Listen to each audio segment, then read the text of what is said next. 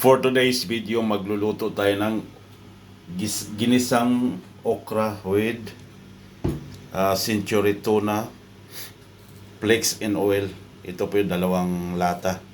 At ito yung ating mga sangkap. Meron tayong siling dahonan dito. Saka ito yung okra natin, sibuyas at bawang.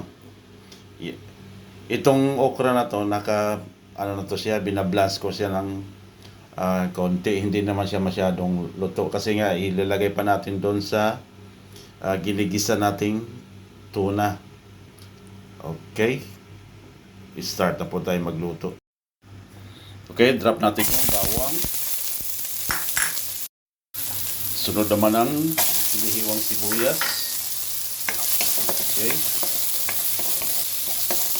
konting patak lang po ng mantika dahil yung ating tuna ay may kasama na po siyang oil. Ilagay na po natin ang ating century tuna.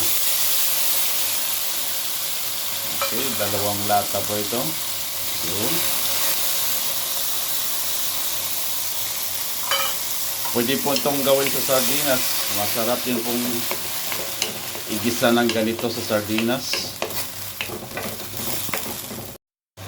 Medyo idadry natin siya ng kaunti para hindi magiging sagi yung okra natin. At yung okra naman hindi siya masyadong malambot or lata. Pagka nilalagay kasi natin dito, masyado na siyang sticky. Yung half cook lang talaga siya.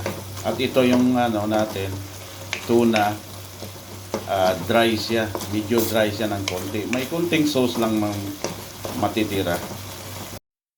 At ngayon, idadrop na natin yung ating string onion or spring onion. Ano bang tawag yan? Basta sibuyas na dahon yan. Ayun. Ayun. Okay na siya. At titimplahan muna natin siya ng asin. Konti lang. Dahil may lasa na po yung ating tuna. Okay, at paminta. Huwag halo ng konti. At ilalagay na po natin yung ating okra. Okra.